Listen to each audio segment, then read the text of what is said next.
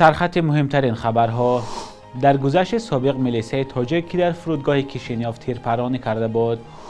رسانه ها حکومت روسیه میخواهد واتساپ و تلگرام را گوش کند و 17,000 حاجی را در عربستان حبس کردند.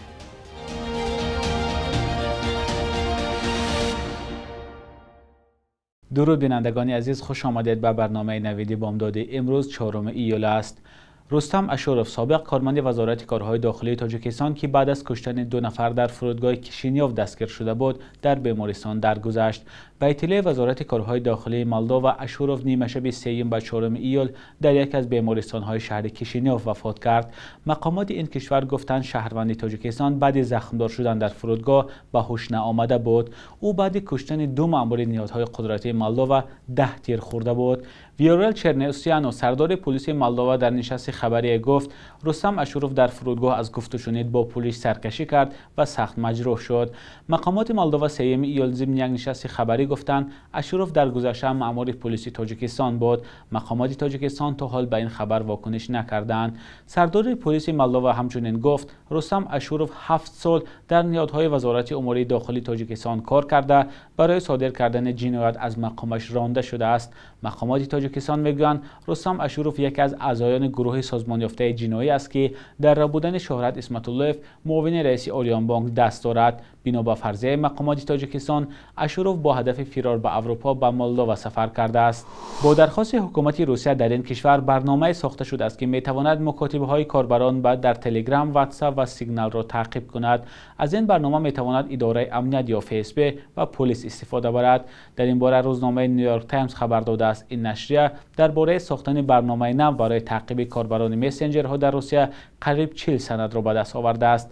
بخش کلان بازار نظارت در بازار علاقه روسیه را شرکت سیتادل در دست دارد که تا سال 2022 مالکش علیشیر عثمانوف، میلیاردر ازبک تباری روسیه بود. این شرکت برنامه نت بیهولدر را قبلا ساخته بود که مکان استفاده برنده وقت گفتگو و وارد کردن یا نکردن حجت را معین میکرد، اما این برنامه به مکاتبه‌های کاربران دسترسی نداشت. اکنون حکومت روسیه می‌خواهد با ساختن برنامه نو به مکاتبه‌های کاربران تلگرام، واتساپ و سیگنال دسترسی داشته باشد.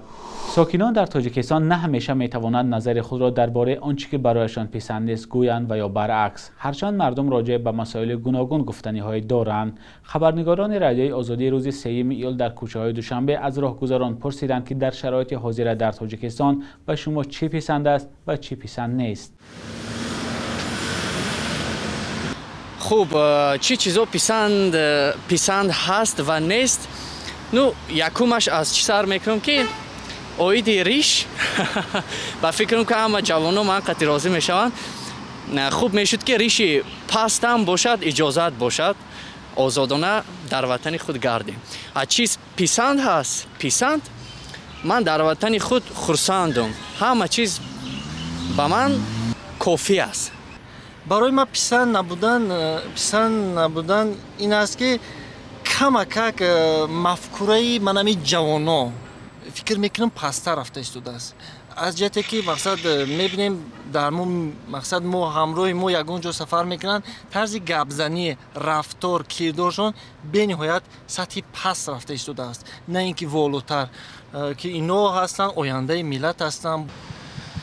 خب من تاجیکستان رو خیلی دوست دارم، مردم، فرهنگ، زبان، طبیعت، این معلوم است. به خاطر این منم آمدم برای زبان یاد گرفتن، تاریخ شما خواندن و من خیلی خرسندم که اینجا هستم.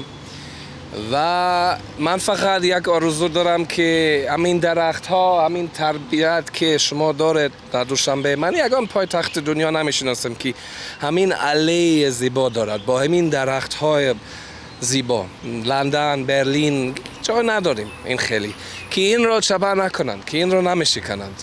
و ممکن همین بناهای نو هم خوبند، باید باشند، لیکن همه از همین خونه های قدیم که هست از وقت شوروی، این هم فرهنگ، این هم تاریخ تاجیکستان. میدونم تاجیکستان 1000 سال بیشتر قدیم، تاریخ قدیم دارد، لیکن این تاریخ نو اگر خواهد، اگر میتونند چپه نکنند. این فقط آرزو دارم.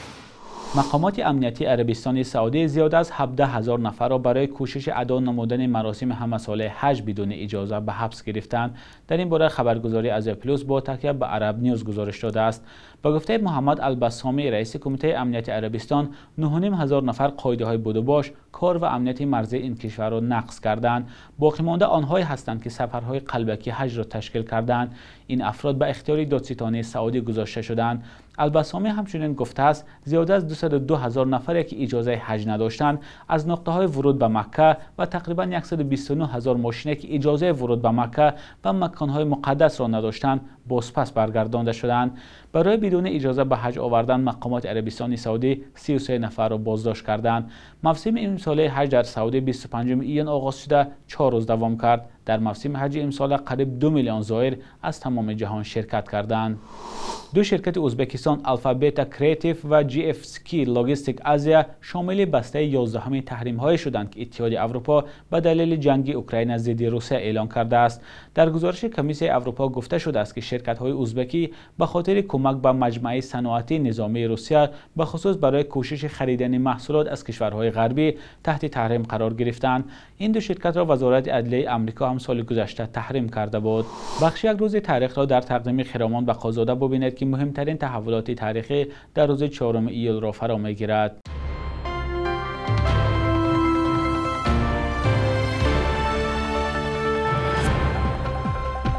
4 ایول امریکایی‌ها روز استقلالیت کشورشان را جشن می‌گیرند که با اعلان استقلالیت آن از شاهیگری بریتانیا در سال 1776 ربط دارد. توماس جفرسون پرزیدنت سیوم امریکا و یکی از مؤلفان اعلامیه استقلالیت دانسته می‌شود. کشوری جوان ولی با سرعت پیشرونده امریکا از پیشبرنده‌های آرمان‌های دموکراسی و آزادی بیان به شمار می‌رود و در این بخش هم دوام 30 سال استقلالیت تاجیکستان کمک‌ها و همکاری زیاد به راه مانده است. 4 ایول سال 2001 در مرکز دوشنبه رودکی سمادف کشته شد که از مؤسسان سازمان زردشتی مزدای اسنا در تاجیکستان بود. او همگی 37 سال داشت و برای آموزش و شناخت دین زردشتی در تاجیکستان توسط تحقیقات علمی و تهیه فیلم 6 سریگی زردشت کارهای زیادی انجام داد.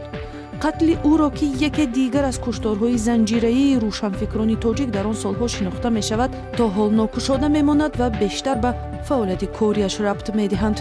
رودکی سمادف همچنین خبرنگار تلویزیون ایران بوده چند مستند خاطرمان به نوار برداشته است. 4 ایول سال 2020 با وجود انتقادهای زیاد مطبوعات و جامعه شهروندی تاجیکستان پرزیدنت راضی شد که برای به قبل مقامات پخش خبرهای ناصحیح درباره کرونا ویروس ساکنان و هم خبرنگاران جریمه پرداخت کنند. بنا به تغییراتی که به کودکس حقوق ویرانکنی مأموری وارد شد، جریمه در حجم تا 11,600 سومانی تعیین گردید.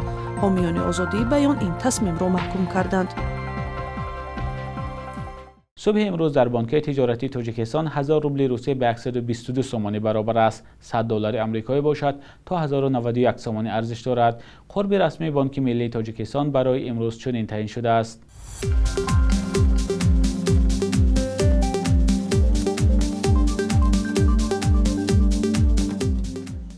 بینندگان عزیز، این آخرین بخش در برنامه نویدی بامدادی بود. خبرهای از این بیشتر رو در سامانه رادیوی آزادی با نشان آزادی.org پیدا کنید. تا برنامه‌های بعدی، خدا نگهدار.